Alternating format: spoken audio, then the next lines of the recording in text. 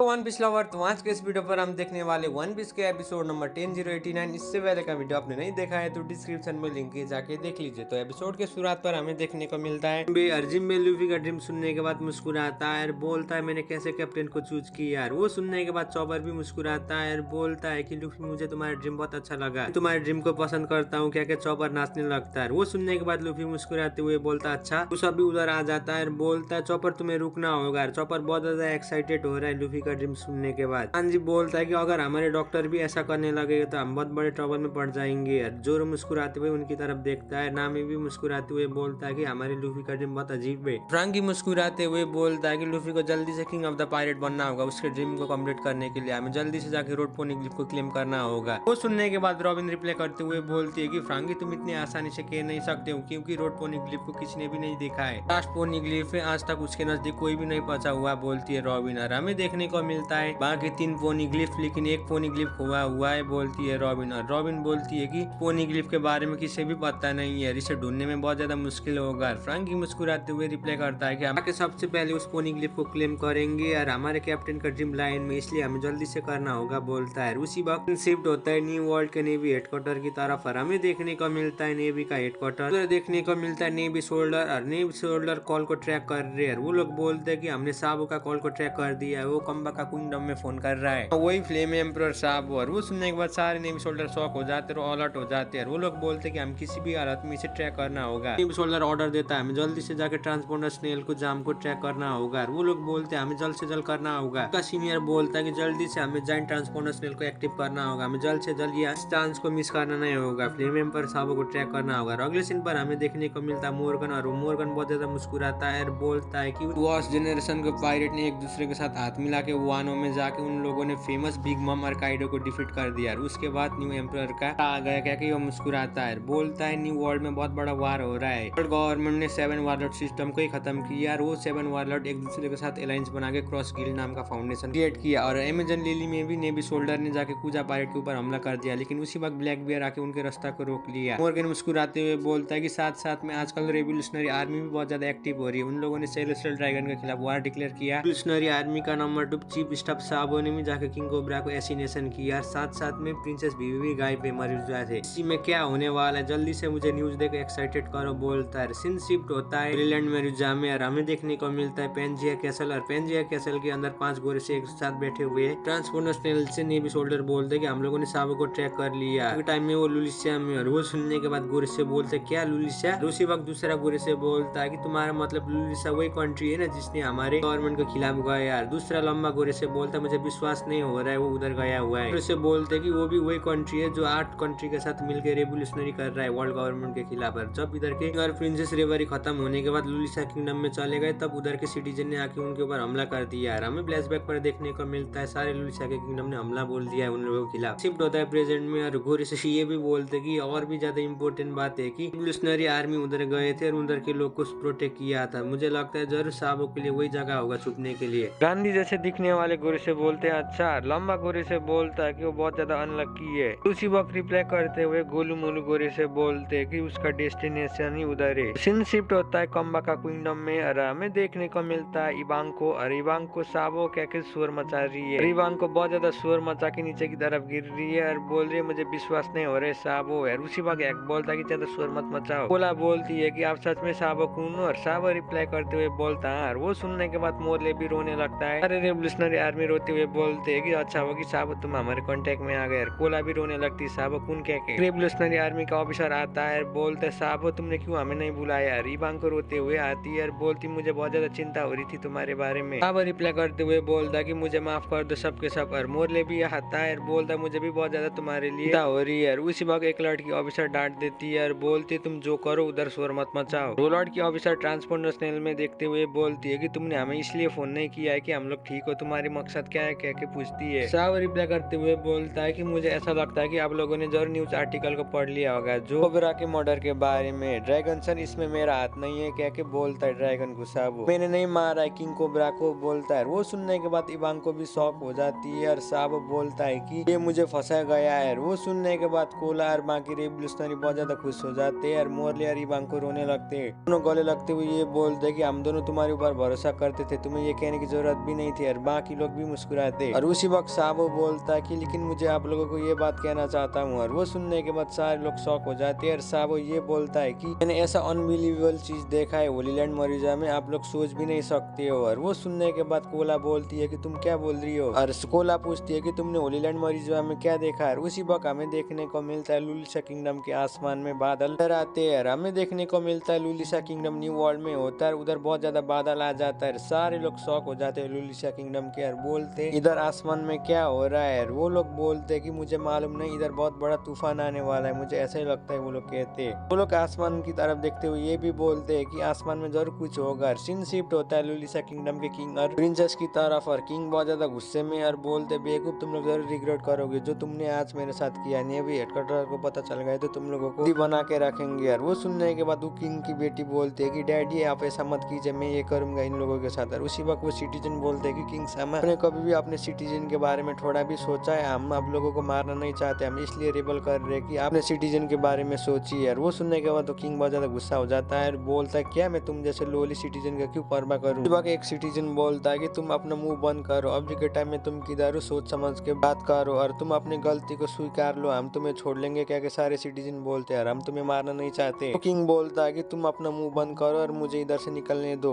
Scene shift होता है Hollyland मरीजा में और हमें देखने को मिलता है होलीलैंड मरीजा में ईमू। और ईमू को देख के साबो शॉक हो रहा है। सीन शिफ्ट होता है प्रेजेंट में और साबो बोलता है कि पेंजिया कैसल के रेबरी के टाइम में मैंने ऐसा कुछ देखा है कि होलीलैंड मरीजा में एक एम्प्टी थ्रो होता है ना, वो खाली नहीं है। उसी वक्त गोरी से बोलते हैं कि नेवी सोल्डर को जल्दी से ट्रांसपोंडर सिग्नल का घटा दो। और वो सुनने के बाद नेवी सोल्डर शॉक हो जाता है, बोलता है क्या। वो गोरू से गुस्सा होकर बोलता है कि तुमने मेरे बात को नहीं सुन रहे। और वो रिप्लाई करते हुए बोलता है ठीक है सर। अब बोलता है कि होलीलैंड मरीजा की उसका एम्प्टी सीट में उधर कोई भी रहने की जरूरत नहीं, लेकिन उधर एक इंसान रहता है डायरेक्ट रूल कर रहा है। इसी वक्त हमें देखने को मिलता है लुलिशा के मैप में क्रॉस हो जाता है। उसी वक्त गोरी से बोलते हैं कि कम्युनिकेशन डिपार्टमेंट के लोग मेरे बात को ध्यान से सुनो, तुम लोग किसी भी कॉल को ट्रेस मत करो। शिफ्ट होता है लुलिशा की तरफ और हमें देखने को मिलता है उधर बहुत ज्यादा लोग डरे हुए लुलिशा के ऐसा हालत देखते हुए। सारे लोग बोलते हैं कि इधर आसमान में क्या हो रहा है, अचानक इधर बादल कैसे छा गया। किसी ने भी सोल्डर को बोलते हैं कि तुम लुलिशा किंगडम की एक कॉल को भी मत उठाना है। हमें देखने को मिलता है ईमू ने अपने पावर यूज करते हुए लुलिशा किंगडम में हमला कर दिया। और वो इविल पावर इतना खतरनाक होता है कि लुलिशा किंगडम में बहुत खतरनाक बिजली गिर रहा है। उधर इतिहास से उसका नाम हट चुका है। लुलिशा किंगडम में जोरदार डिस्ट्रक्शन वाला बिजली गिर रहा है। लुलिशा किंगडम के सिटीजन वो देखे शॉक हो रहे हैं और उधर से भाग रहे हैं। वो अटैक उनको लग के सबके सब ढेर हो रहे उस अटैक से। सीन शिफ्ट होता है लुलिशा किंगडम के किंग और प्रिंसेस की तरफ और वो दोनों भी वो देखे शॉक हो रहे हैं और उनका अटैक भी उनको लगता है। और उधर बहुत बड़ा डिस्ट्रक्शन हो जाता है ईमू के अटैक की वजह से। उधर डिस्ट्रक्शन का बहुत बड़ा शोर आ जाता है, ट्रांसपोंडर स्नेल का सिग्नल भी कट जाता है। रेवोल्यूशनरी आर्मी वो सुनने के बाद शॉक हो जाते हैं और बोलते साबकुन, बोला भी साबकुन बोलती है। सीन शिफ्ट होता है लुलिशा किंगडम की तरफ और वो अटैक की वजह से लुलिशा किंगडम में गायब हो चुका है। पानी का लेवल बढ़ के बहुत बड़ा सुनामी आ रहा है आइलैंड में। हमें देखने को मिलता है सुनामी इतना से आता है कि सनी को भी उड़ा देता है। उस अभी बोलता है मैं मरने वाला हूँ। और लुफी उस सुनामी को देखते हुए मुस्कुरा रहा है। सनी तेजी से अपनी डेस्टिनी की तरफ जा रहा है और जिम्बे भी बोलता है कि मैं इसे संभाल नहीं पा रहा हूँ, फिर से इधर बहुत बड़ा तूफान आ रहा है। फ्रांकी बोलता है कि सबके सब इधर पकड़ो, हम इधर से बच सकते। सनी बहुत ज्यादा स्ट्रॉन्ग है और जोरो भी उधर चुपचाप बैठा हुआ है।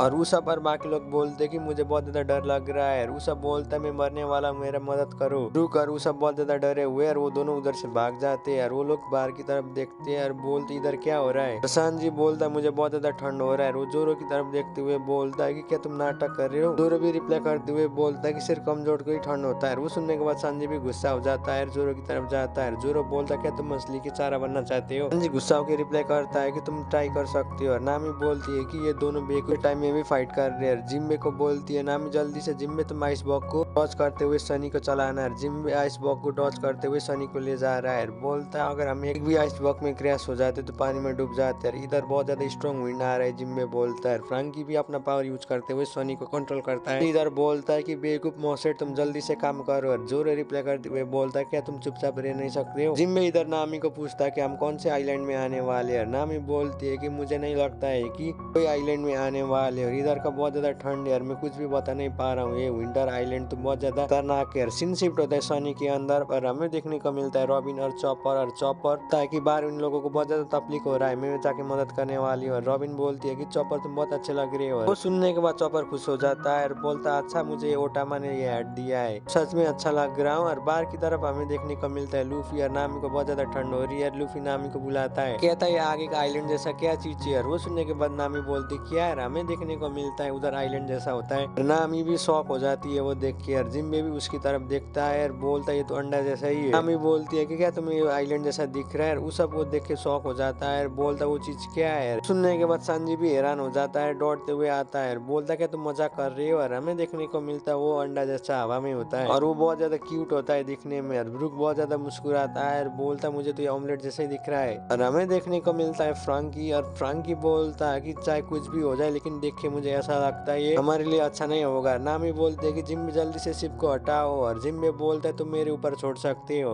और सीन शिफ्ट होता है लूफी की तरफ, और लूफी बहुत ज्यादा सीरियस है और उसकी तरफ देखता है और बोलता है कि पानी में कोई डूब रहा है। वो सुनने के बाद नामी बोलती क्या ऐसा नहीं हो सकता है, मुझे लगता है जरूर वो मरमेट होगी।